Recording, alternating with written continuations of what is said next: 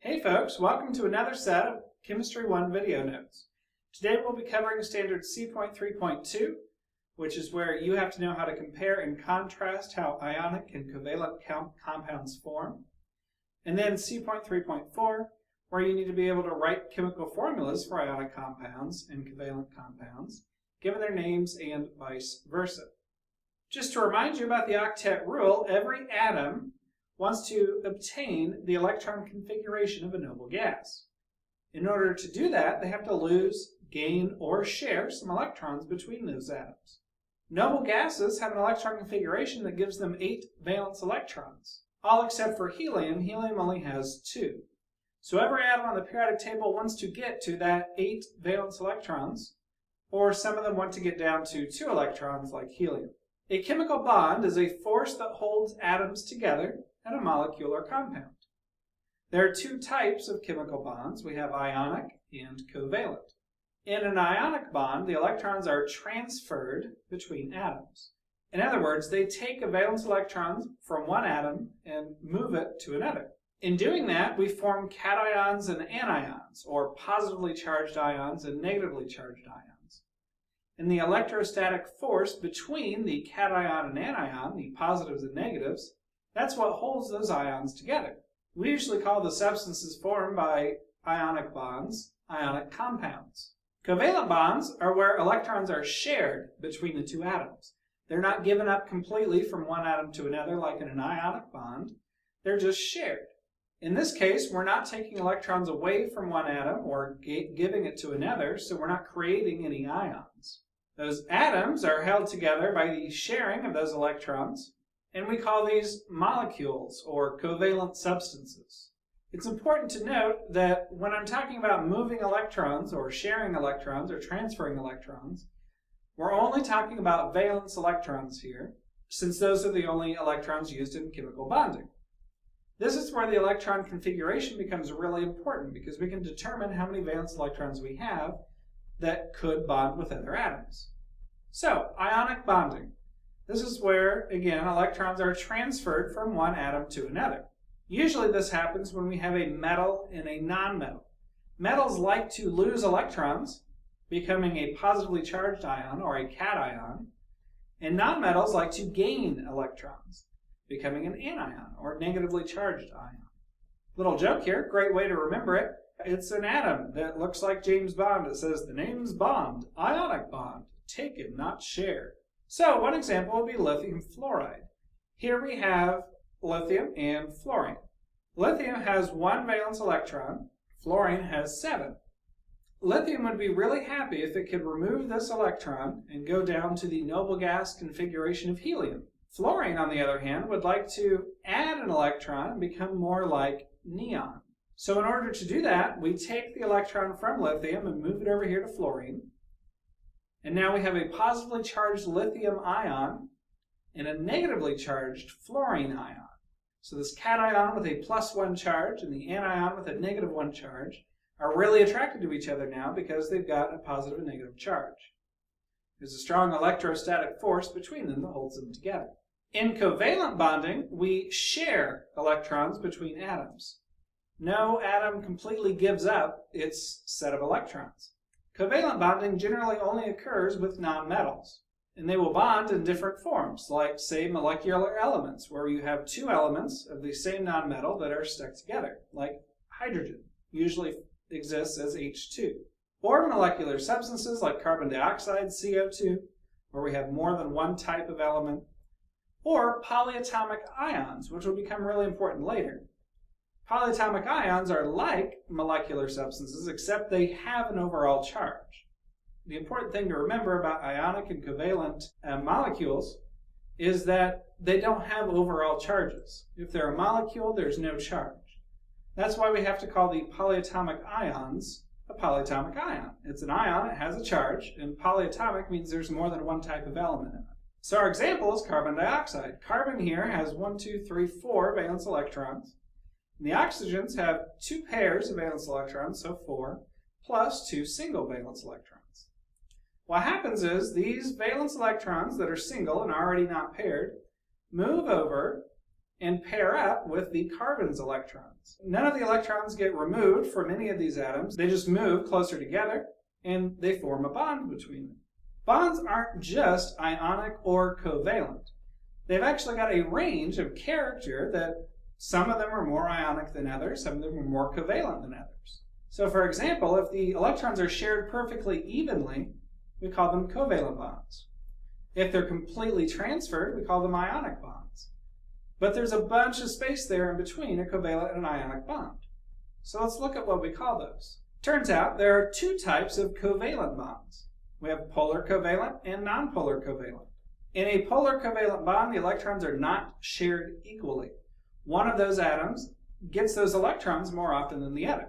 The atom that's closer to those electrons gets a partial negative charge, and the atom that is further away from where the electrons usually exist gets a partial positive charge. In a nonpolar covalent bond, those electrons are shared perfectly evenly between them. That gives us no partial positive or negative charges on the atoms. So, how do we know which is which? We have to look at the electronegativity values. Electronegativity is very similar to how I defined electron affinity.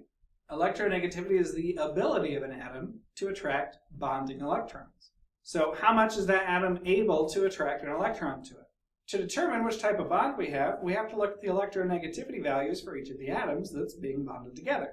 The greater the difference in values, the more ionic character the bond has. Or in other words, the less equally those electrons are shared. So if the difference between the two values is greater than 1.8, it's an ionic bond. If it's between 0.4 and 1.8, it's a polar covalent bond. And if it's less than 0.4, it's a nonpolar covalent bond. Let's do an example of that over at the board.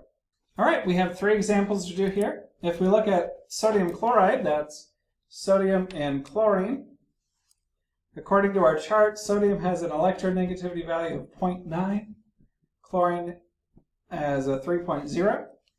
The difference then is 2.1, which is greater than 1.8, meaning we have an ionic bond between those two atoms. Carbon dioxide, that's a carbon and two oxygens stuck together. If we just look at the bond between a carbon and an oxygen, carbon has an electronegativity value of 2.5, oxygen is 3.5. That difference would be 1. That is less than 1.8, but greater than 0.4, so it is a polar covalent bond. And finally, into the electronegativity value for nitrogen is 3.0. We just have two of those bonded together, so our difference is going to be 0, which is less than 0.4, making it a nonpolar covalent bond. So in order to name ionic compounds, you have to remember that they're just cations and anions that are attracted to each other. When we write down the name of an ionic compound, we write down the cation, or the positive metal ions, first. That ion name is the same as the element's atom name. The only catch with this is when we have transition metals as our cations, we have to put a Roman numeral next to them to denote what kind of positive charge it has. With the transition metals being in the D block on the periodic table, they do a lot of weird things with their electrons, and some of them can form multiple different cations. The only exceptions are zinc, scandium, and silver. Zinc always has a +2, scandium always has a +3, and silver always has a +1 charge. So basically, look at the formula and see what the first element is and write the element's name down. Then the anions are placed second in the name because they're second in the formula. For monatomic ions, in other words, just one type of element, we write down the root of the element's name and then add IDE, or "ide," at the end of it. For polyatomic ions, which is multiple types of elements with an overall charge, they have special names which you will have to learn. I'll give you a chart that has all of that information on it. For example, MgO would be magnesium oxide. CuCl2 would be copper 2 chloride. We'll talk about it a little bit more later, but we know the copper has a +2 charge because each chlorine ion has a -1 charge, and we have 2 of those chlorine ions. So the overall charge of the ionic compound has to be 0, So we have to have +2 for copper, and then we've got 2 negatives for chlorine. Naming covalent molecules is much easier. These molecules are distinct groups of atoms that are bonded together in very specific ways, so we have to be specific about their names. The name must communicate the number of atoms of each element in the molecule. Since covalent molecules can bond in multiple ways, and there's different forms of basically the same elements bonded together, for example, we could have CO or CO2. We have to be very specific about that name. So you name the elements in the order they appear in the formula. Usually the element that's furthest left-hand down the periodic table is put down first. Then you add an "ide" to the root name of the second element. Then you have to include a prefix for elements that have more than one atom in the molecule. The prefixes are pretty simple. Mono is 1, di is 2, tri is 3, etc., etc. You'll need to learn those prefixes too. So for example, CO2, we start with carbon, that's C. Then we have oxygen. We take the root of that word, so ox, add the IDE, oxide, and there's 2 of those, so it's dioxide. So our whole name would be carbon dioxide. And then we have HI, which is hydrogen iodide. We don't have to put the mono prefix if there's only one combination of those atoms that come together. So we never get an HI2 or an H2I. It's always just going to be HI.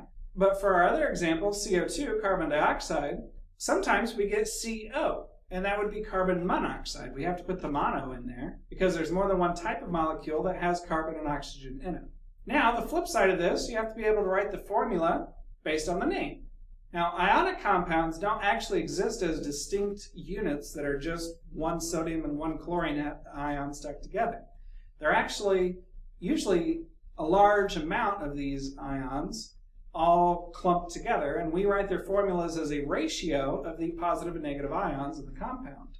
So it's not an exact count of all the ions, but we do it in the simplest ratio that we can find. So step 1, use the name of the compound to determine the ions. Then you write the chemical symbols down, cation first, then anion. You have to remember ionic compounds have no overall charge, so you have to balance the charges by cross-multiplying those charges as subscripts. If you have a polyatomic ion, you'll have to put parentheses around it before doing the cross-multiplication. And then finally, you take those subscripts and reduce them to their simplest form. Let's go do an example at the board. So, based on the names, in order to write the formula, we look at the name. So for number 1, we have sodium chloride. That means we have sodium and chlorine. Based on what we know on the periodic table with the valence electrons and charges, sodium has a +1 charge and chlorine has a -1 charge. And these are already balanced out. Remember, we could cross-multiply it here and put a 1 there and then a 1 here. But we don't write the 1, so we just leave it NaCl. For calcium oxide, we do the same thing, CaO. Calcium has a 2+ charge. Oxygen has a 2- charge. So when we cross-multiply that, we get 2 down here, 2 down here, which would be Ca2O2. But then we have to simplify it. Since both of these are 2, it would just simplify down to CaO. Finally, for copper 2 chloride, that is a copper with a 2+, that's where the 2 comes from here. And then chlorine, and it has a -1. So we cross-multiply that, get this, which is copper 1, chlorine 2. But again, we don't write the 1, so it should look like this when we're done. Then, to write formulas for covalent molecules, use the name of the molecule to determine the elements present. Write those element symbols down in the same order they're listed. Use the prefixes in the name for your subscripts in the formula. And if there's no prefix, just assume there's one atom. These are way easier than ionic compounds because we don't have to balance any charges. The names are very specific about how many atoms of each element we have. So let's go do an example of that. And to write the formulas for covalent molecules, sulfur dioxide, we just write the symbol down, so sulfur. Oxygen for oxide, and it's dioxide, so there's a 2 there. So it's just SO2. For dihydrogen trinitrite, we have hydrogen and nitrogen. Dihydrogen means 2 hydrogens, and trinitrite means 3 of those, so it would be H2N3. My final little note to you today, helpful hint, this whole lesson becomes a lot easier when you practice this over and over and over again, and when you study the charges of different monatomic and polyatomic ions. Memorization is the key to making it through this lesson. Well, I hope you learned something today. As always, let me know if you have any questions.